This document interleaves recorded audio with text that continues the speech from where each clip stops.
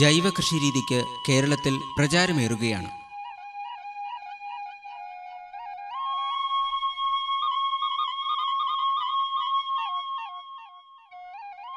രാസവളങ്ങളും കീടനാശിനികളും പൂർണ്ണമായും ഒഴിവാക്കി പകരം ജൈവവളങ്ങളും ജൈവ കീടനാശിനികളും ഉപയോഗിക്കുക എന്നതാണ് ജൈവ കൃഷിരീതിയുടെ തത്വം. പക്ഷേ ജൈവവളങ്ങൾ ആവശ്യാനുസരണം ലഭിക്കുന്നില്ല എന്നത് ജൈവ കൃഷിരീതിയെ പലപ്പോഴും പ്രതിസന്ധിയിലാക്കുന്നു. ഇതിനൊരു പരിഹാരം ജൈവവളങ്ങൾ വീട്ടിൽ തന്നെ നിർമ്മിക്കുക എന്നതാണ്. ഇത്തരത്തിൽ വീട്ടിൽ കൃഷി ചെയ്തെടുക്കാവുന്ന നല്ലൊരു ജൈവവളമാണ് അസോള.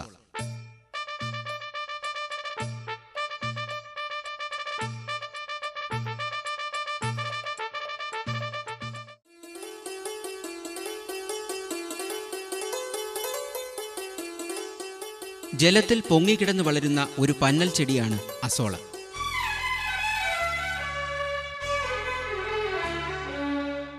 അസോള ചെടിയിൽ ചേർന്നു വളരുന്ന നീലഹരിതപ്പായലായ അനാബീനയുടെ സഹായത്തോടെ അന്തരീക്ഷത്തിലുള്ള നൈട്രജൻ വലിച്ചെടുത്ത് കോശങ്ങൾക്കുള്ളിൽ സൂക്ഷിക്കുവാൻ ഈ ചെടിക്ക് കഴിവുണ്ട്. സസ്യവളർച്ചയ്ക്ക് ആവശ്യമായ മൂലകങ്ങളിൽ പ്രധാനിയാണ് നൈട്രജൻ. അതിനാൽ അസോള വളമായി നൽകുമ്പോൾ ഉള്ളിലടങ്ങിയിരിക്കുന്ന നൈട്രജൻ ചെടികൾക്ക് ലഭിക്കുന്നു. ഇതുകൂടാതെ അസോളയിൽ അടങ്ങിയിരിക്കുന്ന നിരവധി സൂക്ഷ്മ മൂലകങ്ങളും വിറ്റമിനുകളും ചെടികൾക്ക് ലഭ്യമാകുന്നു. കാർഷിക മേഖലയിൽ മണ്ണിന്റെ ഫലപുഷ്ടി വർദ്ധിപ്പിക്കുന്ന അസോള മൃഗസംരക്ഷണ മേഖലയിലും പ്രാധാന്യം തെളിയിച്ചു കഴിഞ്ഞു.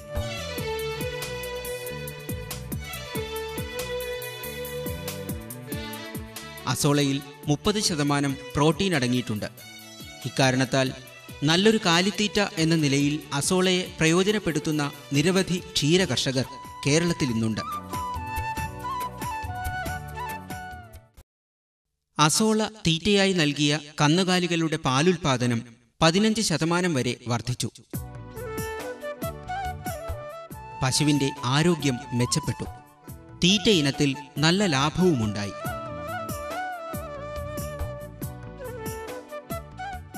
കോഴികൾക്ക് അസോള നൽകുന്നത് മുട്ടയുടെ വലിപ്പം കൂടുന്നതിനും മുട്ടക്കരുവിന് നല്ല നിറം ലഭിക്കുന്നതിനും സഹായകമാണ്.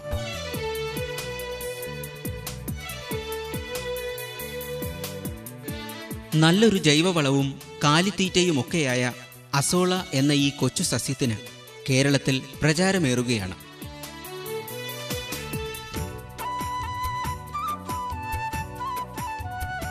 അടുത്ത കാലത്തായി കേരളം ഒരു അസോള വിപ്ലവത്തിന് സാക്ഷ്യം വഹിക്കുന്ന കാഴ്ചയാണ് നാം കാണുന്നത്.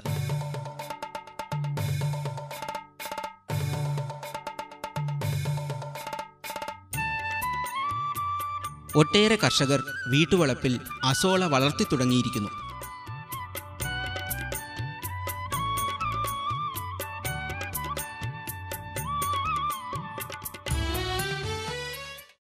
വീട്ടുമുറ്റത്തോ മട്ടുപ്പാവിലോ തയ്യാറാക്കുന്ന കൃത്രിമ കുളത്തിൽ അസോള കൃഷി ചെയ്യാം.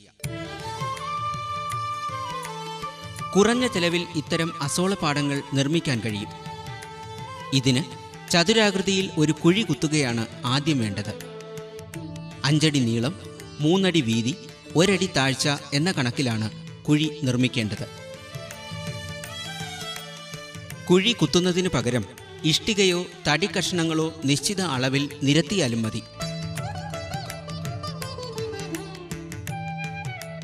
തടിക്കഷ്ണങ്ങൾ ആണിയടിച്ചുറപ്പിച്ചാൽ ചട്ടത്തിന് കൂടുതൽ ഉറപ്പുണ്ടാകും.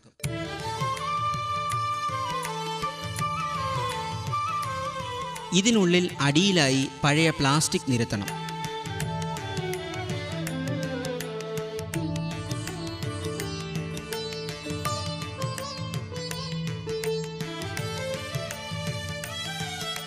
മുകളിൽ ഗുണനിലവാരമുള്ള ടാർപോളിൻ ഷീറ്റ് വിരിക്കണം.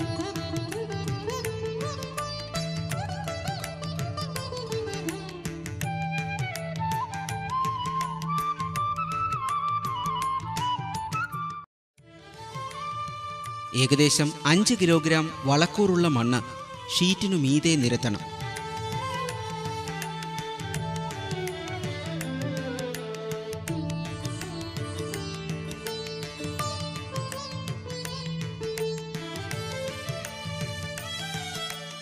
കുറച്ച് വെള്ളത്തിൽ 1/2 കിലോഗ്രാം പച്ച ചാണകം കലക്കണം. ഇതിൻ്റെ കൂടെ 20 ഗ്രാം രാജ്ഫോസും ചേർക്കണം.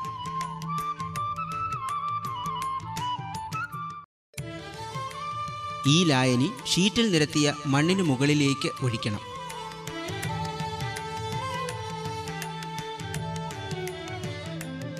തുടർന്ന് വെള്ളം ഒഴിക്കണം.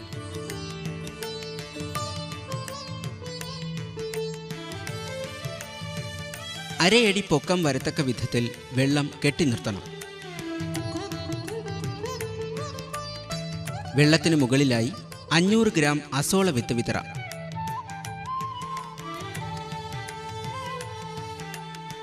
വിത്ത് വിതറിയ ശേഷം ഒരു കമ്പ് ഉപയോഗിച്ച് അസോളപ്പാടം ഇളക്കി കൊടുക്കണം.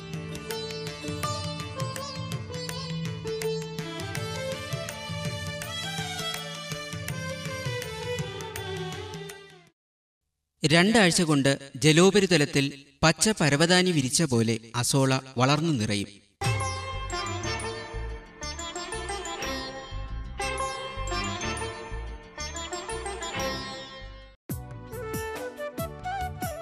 അതിനുശേഷം ദിവസേന വിളവെടുക്കാം. കൈകൊണ്ട് കോരി മാറ്റിയാണ് അസോള വിളവെടുക്കുന്നത്.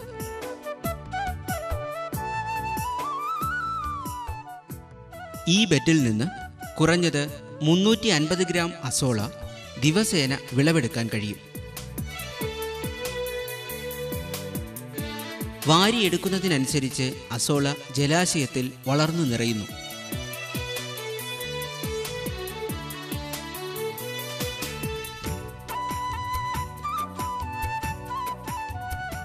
വിളവെടുത്ത അസോള നേരെ ചെടിച്ചുവട്ടിൽ ചേർക്കാം.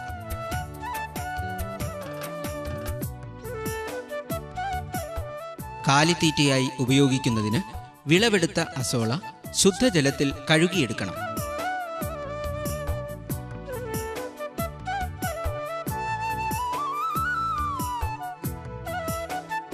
തുടർന്ന് 2 ഇരട്ടി കാലിത്തീറ്റയുമായി ചേർത്ത് കന്നുകാലികൾക്ക് നൽകാവുന്നതാണ്.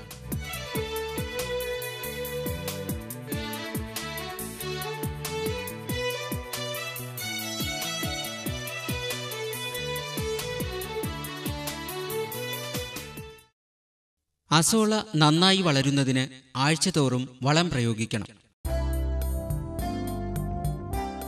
ആഴ്ചതോറും 100 ഗ്രാം പച്ചച്ചാണകവും 1 സ്പൂൺ രാജ്ഫോസും അസോള പാടത്തിൽ ചേർത്ത് ഇളക്കി കൊടുക്കണം. വളം അധികമായാൽ അസോള അഴുകിപ്പോകും.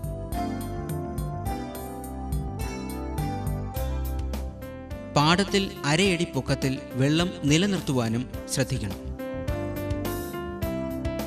ഈ രീതിയിൽ അസോള കൃഷി ചെയ്യുമ്പോൾ 1 കിലോഗ്രാമിന് 30 പൈസയെ ചിലവ് വരികയുള്ളൂ. 25 ഡിഗ്രി സെൽഷ്യസ് ചൂടും 50% സൂര്യപ്രകാശവും 80% ആർദ്രതയുമാണ് അസോളയുടെ ശരിയായ വളർച്ചയ്ക്ക് ആവശ്യമായ ഘടകങ്ങൾ.